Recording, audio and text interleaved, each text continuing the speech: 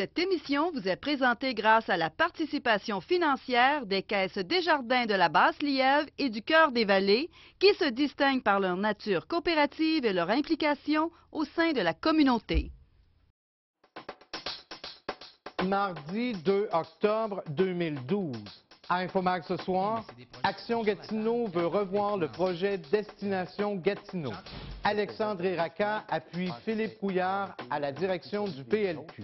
Octobre, mois du piéton, marcher et rouler sans se frapper. Télévision Génération, une nouvelle émission sur nos ondes dès ce soir.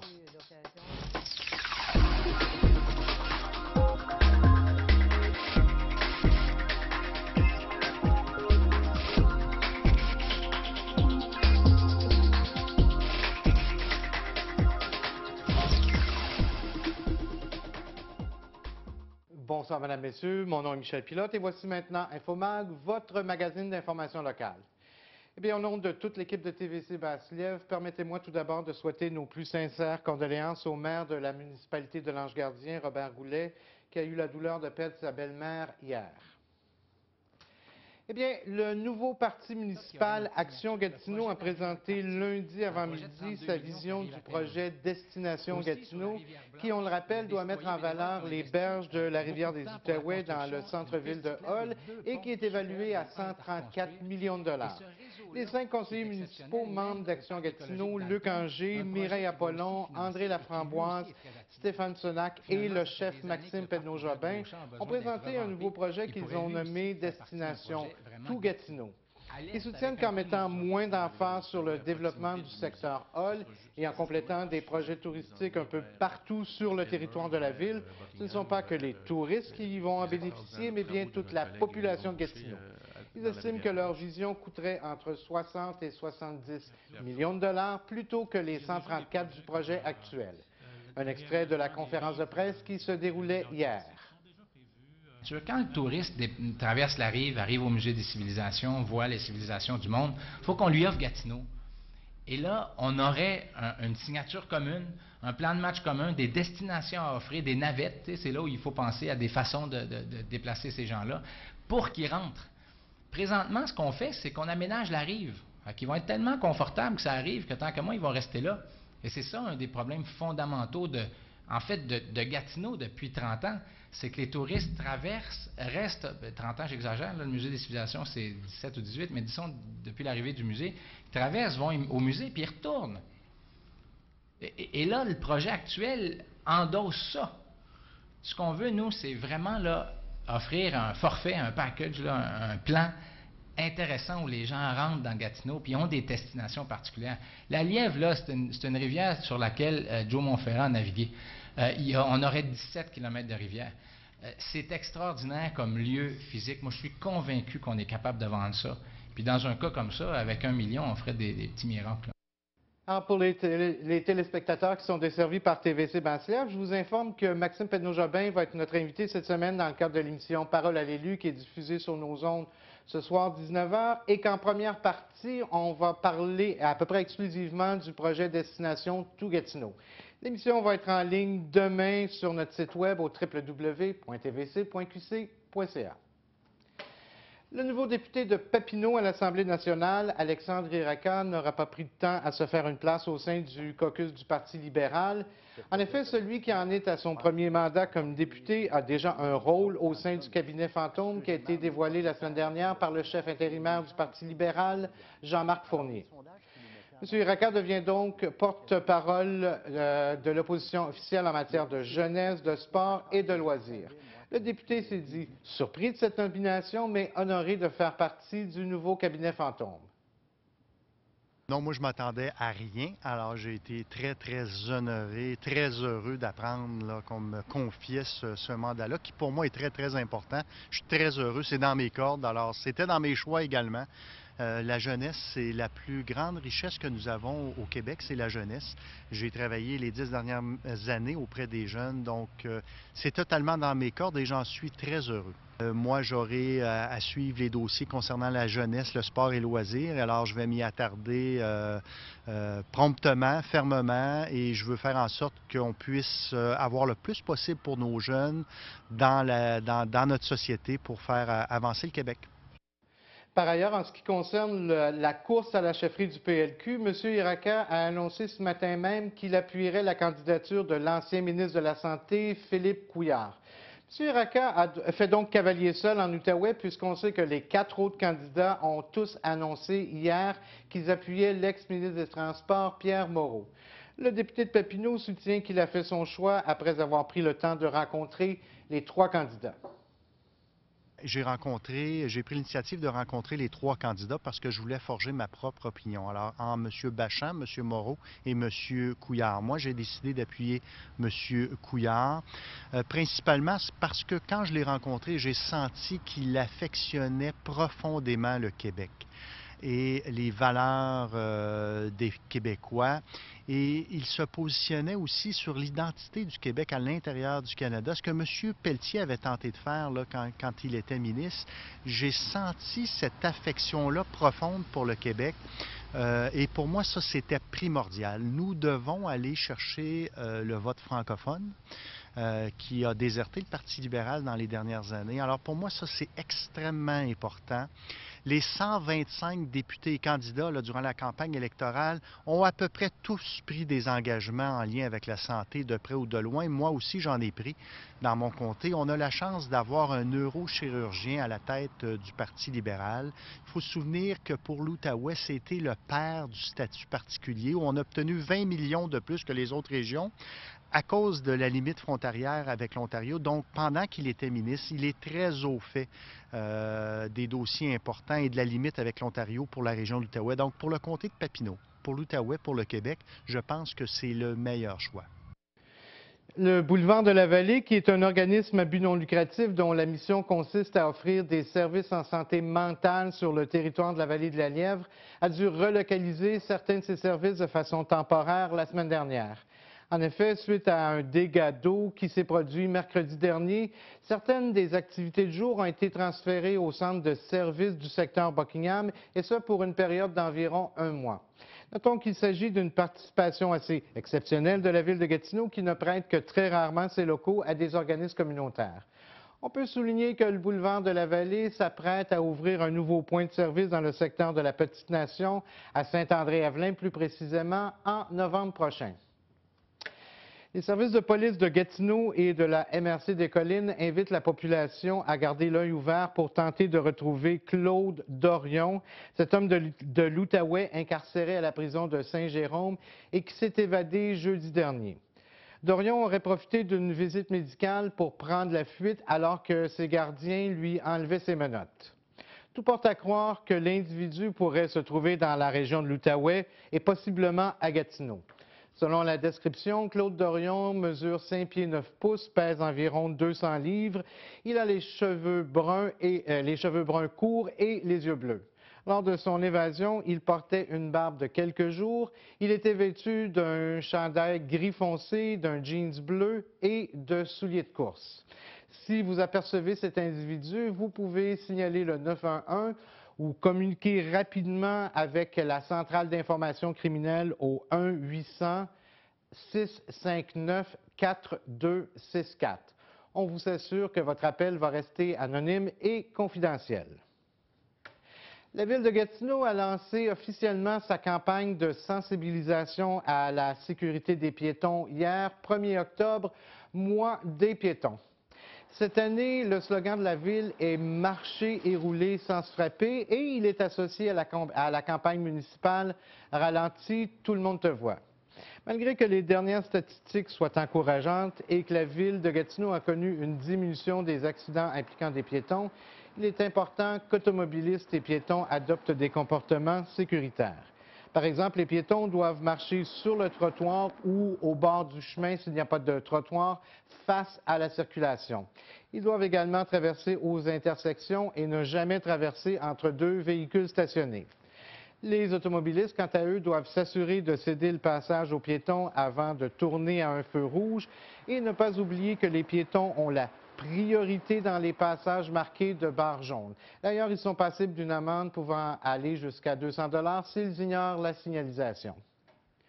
Présentation ce soir dès 19h30 sur nos ondes de la première d'une toute nouvelle émission intitulée Télévision Génération, animée par Sylvie Filiou et Pierre Boileau. Cette émission se veut un forum au cours duquel des gens de toutes générations viennent parler des différents problèmes reliés à leur âge. Un panel de 3 invités et d'une personne experte viendront débattre de sujets tels l'agisme, le départ de la maison, le bénévolat. L'émission est enregistrée devant public à la salle des Jardins et va être présentée une fois par mois partout en Outaouais. En octobre, le thème de l'émission va être « Qui sont les aînés ?» C'est donc un rendez-vous demain soir, 19h30, sur nos ondes. Depuis 2011, le 1er octobre a été déclaré Journée internationale des aînés par l'ONU. Pour nous parler de la réalité des aînés en 2012, j'ai rencontré la directrice générale du Centre Action Génération des aînés de la Basse-Lièvre, Michèle Desormeaux, un peu plus tôt cet avant-midi dans nos studios.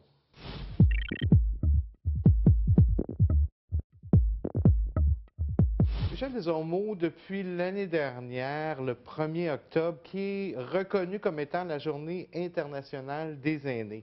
J'aimerais qu'on commence en définissant un petit peu qu'est-ce qu'un aîné, parce que souvent dans la tête des gens, on parle d'une personne assez vieille ou des gens qui sont en train de tricoter. Le visage a changé maintenant. Absolument, vous avez raison. L'évolution, il y en a eu à tous les niveaux dans notre société et au niveau des personnes âgées qu'on appelait souvent maintenant, on a un autre nom, on les définit par personnes aînées. Et ils ont changé. Justement, j'ai vu quelqu'un de 65 ans qui fait partie là, de la liste officielle au niveau du gouvernement, 65 ans. Elle n'a pas terminé de travailler. Elle doit s'occuper d'un conjoint qui est malade, que la société lui dit « vous devriez arrêter de travailler », puis elle est encore bien à son travail. Fait que c'est vraiment particulier tout ce qui peut être vécu par les personnes de cet âge-là qui sont maintenant nos aînés. Aussi, rappelez-vous que moi, quand j'étais jeune, mes grands-parents étaient jeunes. J'avais 20. Ouais. Je suis née et ma grand-mère avait 40 ans. Maintenant, bon, on a nos enfants plus tard et les grands-parents aussi, leur rôle arrive plus tard. Et souvent, c'est autour de 60 ans. Ils arrivent avec une nouvelle famille, dont les petits-enfants qui arrivent, donc d'être disponibles pour leur nouvelle famille aussi. C'est à 60 ans, 65 ans. Donc, c'est une autre réalité. Si on parle de statistiques comme telles, et c'est là que c'est intéressant, les statistiques officielles parlent des personnes âgées à partir de 65 ans, mais des services qui sont offerts à partir de 55 ans. Absolument. C'est très contradictoire. Hein? Les chiffres se promènent, puis les gens disent « Ah, moi, je ne me considère pas comme une aînée ». Mais au niveau des services et des activités, souvent, on s'adresse aux gens de 55 ans et plus. Mais au niveau des statistiques, c'est vraiment 65 ans qu'on est considéré comme une personne aînée au niveau du gouvernement et tout ce qui est englobé à ce niveau-là. Fait que pour certaines catégories, à 55 ans, on est un aîné, et à d'autres, seulement à 65 ans. L'ONU, quand elle a déclaré l'année dernière l'année internationale des aînés, on parle de force nouvelle pour le développement, parce qu'effectivement, les aînés sont de plus en plus présents dans notre communauté, au niveau du bénévolat, mais aussi au niveau du travail comme tel. Oui, absolument. Mais vous savez, en même temps, nos aînés ont toujours été là. Ont toujours été une force. J'ai l'impression qu'ils mettent beaucoup d'accent parce que la population est plus vieillissante. Ouais. Mais nos aînés ont toujours été là. C'est toujours été des gens qui ont de l'expérience, qui ont dû mener des grosses batailles. Et où on est rendu, M. Pilote, ce qui fait nos forces, nos acquis, c'est nos aînés qui se sont battus. Les 3 dernières générations se sont battues pour augmenter nos droits, augmenter nos conditions de travail, nos conditions de vie. Et c'est eux qui ont mené les batailles. Maintenant, on fait juste subir ce qu'ils ont gagné, puis on le subit bien parce que ça a amélioré nos qualités de vie. Mais absolument, c'est des gens qui ont toujours été importants. Mais j'ai l'impression du fait que la population est vieillissante, les gens mettent l'emphase et beaucoup d'endroits, moi, des fois, ça m'énerve un peu. Un exemple, les enveloppes budgétaires pour les programmes pour les aînés, on appelle ça Québec Amis des aînés. Gatineau Amis des aînés Oui. également. Bon, ouais. il y a toute l'adaptation des municipalités. Municipalité Amis des aînés. Ça fait pas longtemps, on a vu un kit pour les commerçants pour s'adapter aux aînés. C'est Amis des aînés, la trousse Amis des aînés. Moi, en tout cas, ça me dérange. Je trouve que c'est un peu infantilisant. Ouais. C'est des gens avec des compétences, de l'expérience. C'est des gens qui peuvent transmettre beaucoup de savoir.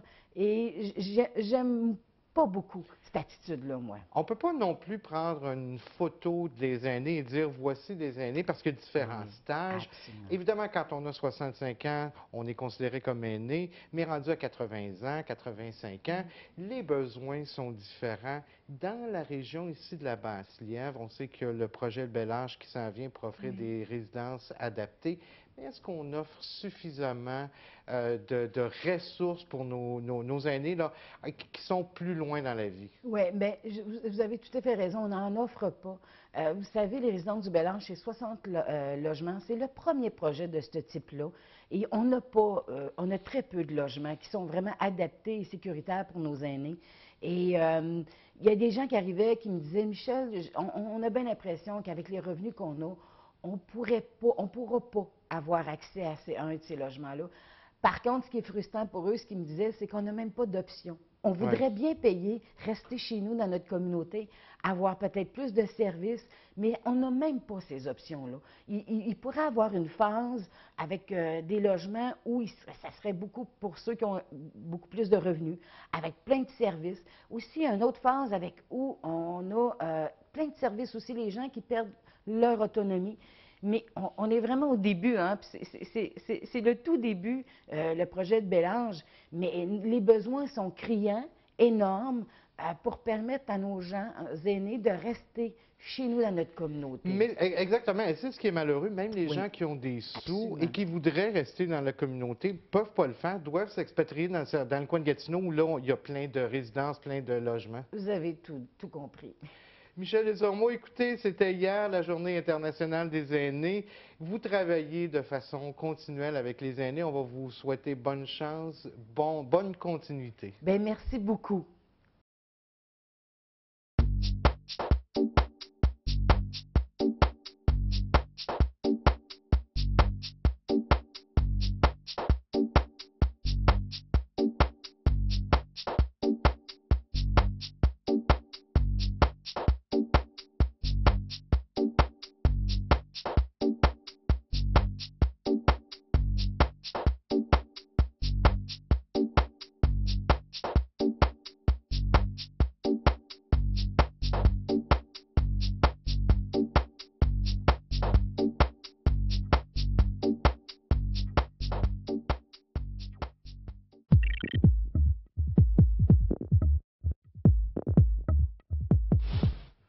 On parle maintenant art et culture et encore une fois, Hugo Parisien qui est avec nous cette semaine. Hugo, le spectacle dont on parle depuis presque les tout débuts là, de l'émission cette saison, Sylvie qui arrive en fin de semaine et semble-t-il que c'est vraiment un gros spectacle. Sylvie qui est de passage à la salle des Jardins dès dimanche, le 7 octobre à 15h. Reste encore quelques billets pour les gens qui désirent en avoir. Le spectacle est d'une très grande envergure. Écoutez, c'est le 5e album de Sylvie. Et puis, on parle d'un Félix pour l'album jeunesse pour les 4 premiers albums. Donc, inutile de vous mentionner que c'est une dame qui a percé l'univers artistique au point de vue de la jeunesse. Et en parlant avec la direction technique de l'événement, on nous dit que c'est un spectacle au point de vue des effets spéciaux qui ressemblent étrangement aux effets spéciaux qu'on retrouve pour Marie-Mé. Donc, ça peut en donner un petit peu l'aperçu. Les billets sont en vente au coût de 15 $, sont en vente à la librairie Rosemary. C'est la dernière chance pour s'en procurer auprès de Marie-Ève Charon au 819-986-8511, le poste 3129, ou encore via le www.salledesjardins.ca. Rapidement, on entre dans l'univers de Sylvie, mélodie jazzée, rythmée et entraînante. Sylvie fera voyager les enfants dans son imaginaire qui est peuplé autant de mots que d'animaux rigolos. Bref, c'est vraiment un spectacle pour les enfants. un moment mémorable en famille. C'est à découvrir, salledesjardins.ca, pour aller voir Sylvie. Et pour les enfants, mais aussi pour les parents, parce qu'avec la musique de Sylvie, effectivement, là, même les adultes là, peuvent s'accrocher aux Peuvent mélodies. apprécier effectivement l'événement.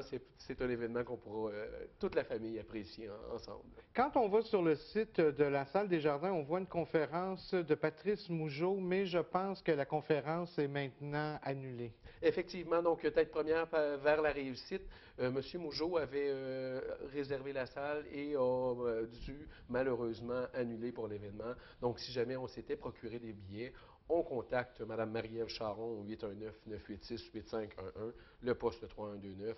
Il y aura remboursement. On est réellement désolé de la situation, des choses qui arrivent. Donc, on espère que pour M. Mougeot, que les choses vont bien se passer à l'avenir. Et c'est ça, donc on doit annuler la réservation qui avait été faite dans ce cadre-là. Mais par contre, vous nous l'aviez promis, le cinéma Brookfield qui est de retour, en fait, d'ici la semaine prochaine, première représentation. Est-ce que vous avez des titres à nous donner là, pour les familles? Effectivement, plusieurs titres qui s'en viennent, des bons titres pour la famille, donc toujours dans le domaine des primeurs américaines, des films d'animation qu'on recherche, bref, tout ce qui pourrait plaire à l'aspect familial de la chose. Nous avons Madagascar 3 qui ouvre le bal, ça se trouve dimanche le 14 octobre, qui est un film d'animation, donc Madagascar 3, on le sait, très attendu par les enfants. Un film que j'adore et que j'ai adoré, donc c'était la trilogie. On lance maintenant la 4e, c'est L'Ère de glace, qui sera des nôtres le dimanche 21 octobre. On sait, Michel, que c'est toujours à 14 h, au coût bas de 3 $ par personne. On n'a qu'à se présenter à la salle un petit peu avant l'événement, un petit peu de temps pour aller se procurer un maïs à éclater, évidemment. Donc, le dimanche 21 octobre, L'Ère de glace 4, vous les avez tous vus, 1, 2, 3, Ouais. en famille, ça vaut la peine. Et on termine le dimanche 28 octobre, on termine pour les 3 premiers films qui sont lancés, on en garde un petit peu plus tard, parce que le cinéma Brookfield va se poursuivre jusqu'en décembre pour la fin de l'année. Il va se poursuivre pour la prochaine année. On le savait que Brookfield avait renouvelé l'entente pour encore 3 ans, ce qui est une excellente nouvelle pour les familles. C'est l'extraordinaire Spider-Man qui aura lieu dimanche le 28 octobre. Une aventure fantastique, évidemment. Et là, il faut faire attention parce que plusieurs personnes pensent que c'est le 4e Spider-Man. Et non, c'est un tout nouveau producteur qui lance à nouveau le produit Spider-Man, un film, évidemment, qui s'adresse au visa général, donc tout le monde est admis pour la famille.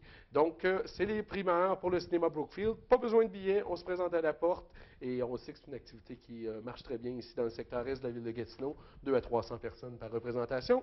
Reste toujours de la place pour d'autres personnes qui veulent s'ajouter à nous. Mais Hugo, je vais vous mettre sur la sellette. De par les années passées, vous nous aviez habitués à nous donner des billets pour nos spectateurs. Est-ce que ça va pouvoir se reproduire cette année? Effectivement, dès la semaine prochaine, M. Pilote, nous aurons des billets pour vous à faire tirer sans problème. Voilà. Écoutez, on se transporte maintenant au Café des Artistes. Café des Artistes qui a pris une pause évidemment bien méritée pendant la saison estivale, mais qui nous revient dès ce samedi avec un spectacle. Et je lève mon chapeau au Café des Artistes parce que faire la programmation qu'ils peuvent en faire, nous savons très bien ce qui en découle et les heures d'énergie que ça peut nécessiter, bref. Et bref, sont de retour enfin le 6 octobre, musique et chansons dans nos cordes. Écoutez, c'est des grands classiques de la chanson française. On part de Gilles Vigneault, Claude Léveillé, François Dompierre, des pièces instrumentales et quelques compositions originales. Écoutez, la voix, Gilbert Troutet, est un auteur-compositeur lui-même, donc c'est évident qu'il va faire quelques compositions. Et puis, on se retrouve non pas seulement, on est 3 sur scène, donc il n'y a pas juste Gilbert Troutet, il y a également Louise Tanguay, qui est connue comme photographe au Canada et à l'étranger, mais qui est aussi une musicienne accomplie, piano, mandoline, et Paul Parent, qui sera de la partie, pour sa part, qui est un bassiste indispensable, doublé d'un guitariste de talent, dit-on. Donc, c'est un rendez-vous, c'est le 6 octobre au Café des Artistes, ici à Buckingham. Et on nous annonce d'ailleurs le retour du Buckingham Buzz Jazz en novembre. Alors évidemment, on va suivre la programmation de près. Toujours au Café des Artistes, maintenant en art visuel, on nous habitue une fois par mois à voir un artiste différent qui on peut voir en octobre. Donc, pour le mois d'octobre, et c'est tout le mois d'octobre, vous l'avez bien dit, M. Pilote, c'est Lisette Simard qui est là. Et c'est quelqu'un qui est vraiment du coin, donc qui est né de Buckingham et qui décrit ses créations comme étant une naïveté idéaliste mêlée d'une agressive volonté de vivre. Écoutez, il y a plusieurs éléments au point de vue de la création. Il y a l'écriture de sa plume depuis les années 90 qui ont été mis au diapason avec des dessins, des médiums pastels, du fusain, de l'huile sur toile. Écoutez, des passions, plusieurs volets artistiques à ces créations et ils seront dévoilés pendant tout le mois d'octobre au Café des artistes. Donc, une occasion de plus d'aller visiter le Café des artistes. Voilà, et c'est l'occasion, pendant qu'on mange, de voir des belles toiles. Alors, c'est intéressant. On en a parlé rapidement la semaine dernière, le Théâtre de Lille qui continue son hommage à Félix Leclerc. Effectivement, et ça complète et ça dure, bref, jusqu'au 13 octobre. On invite les gens à aller voir l'hommage à Félix, tout simplement. Et je dis tout simplement parce qu'on voulait faire une production chaleureuse, intime, dans le respect des capacités du Théâtre de Lille. On sait que c'est une salle très intime, très minuscule et très chaleureux. Oui, c'est très invitant. Donc, on voulait, et on sait que M. Leclerc n'aimait pas nécessairement tout ce qui était flafla, se consacrer à la musique, et c'est ce qui est important.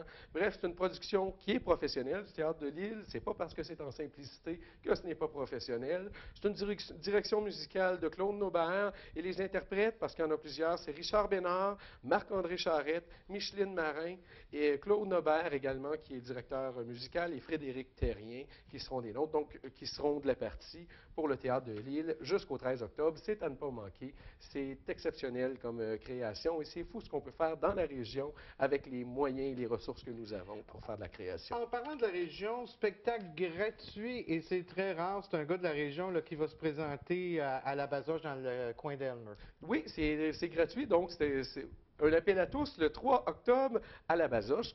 Dans le secteur Elmer, c'est LG Breton qui présente ses avant-plans de musique. Il fait de la musique depuis presque 20 ans. Il dit que c'est son 30e album en carrière. Est-ce que c'est vrai?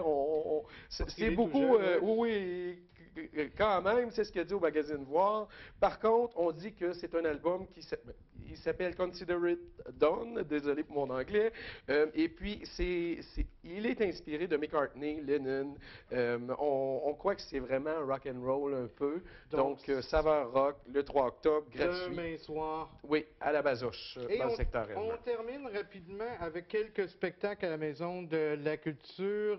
Demain, toujours Michael Logue. Mais j'aimerais qu'on parle surtout d'un humoriste qu'on reçoit là, en fin de semaine, en quelques secondes. Oui, le 5 et le 6 octobre, c'est Jean-Marc Parent. Donc, plusieurs personnes de l'entourage qui possèdent des billets. Si ce n'est pas fait, à vérifier, je crois qu'il en reste quelques-uns avant d'entrer en nombre. Donc, à la Maison de la Culture, réservation.qc.ca, 5 et 6 octobre, Jean-Marc Parent sur scène. Voilà, merci beaucoup Hugo. Alors, c'est ce qui complète notre émission. Je vous invite à rester des nôtres pour l'émission Parole à l'élu à 19h sur nos ondes. Tout de suite après 19h30, la nouvelle émission Télévision Génération. Ici Michel Pilote. Bonne fin de soirée sur nos ondes.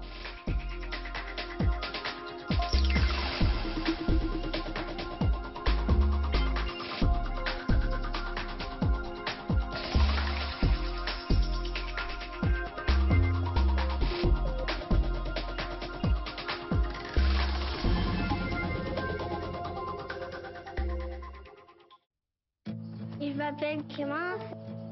À ma naissance, il me manquait un pied, fait que j'ai une prothèse. C'est très utile. Quand je suis à l'école, il n'y a rien que moi qui est amputé. Au séminaire, il y a des amputés de guerre. Je vois beaucoup de personnes qui sont comme moi. Je retrouve un peu ma deuxième famille. Quand je reviens du séminaire, je suis énergique. Il n'y a rien qui va m'arrêter parce que je suis une vainqueur. Ici, je travaille en français. On travaille le rêve maintenant. Moi, je travaille en français. Au Québec, on travaille en français. Un message d'impératif français. Merci, madame, et bonne fin de journée. Moi, je travaille en français. Dans mon dépannage, je travaille en français. Au Québec, on travaille en français.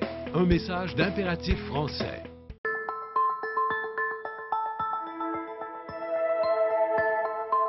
De plus en plus, notre faune voit ses habitats touchés par les activités humaines. Depuis plus de 20 ans, la Fondation de la faune du Québec appuie des centaines d'organismes qui viennent en aide à cette richesse inestimable. Près de 5000 projets ont ainsi été mis en œuvre. Aidez-nous à continuer notre action. La faune du Québec a plus que jamais besoin de vous. Le séminaire des amputés de guerre, on est une grande famille, on a toute hâte de se voir. Il y a des grands, il y a des petits, puis les grands apprennent des petits comme les petits apprennent des grands. J'ai toujours aimé prendre des photos, j'étais la photographe désignée de la famille. Quand j'ai voulu poursuivre ma passion, les amputés de guerre m'ont financé ma nouvelle prothèse. Pour moi, l'association des amputés de guerre, ça m'a apporté d'être simplement bien avec moi-même. Je suis juste moi.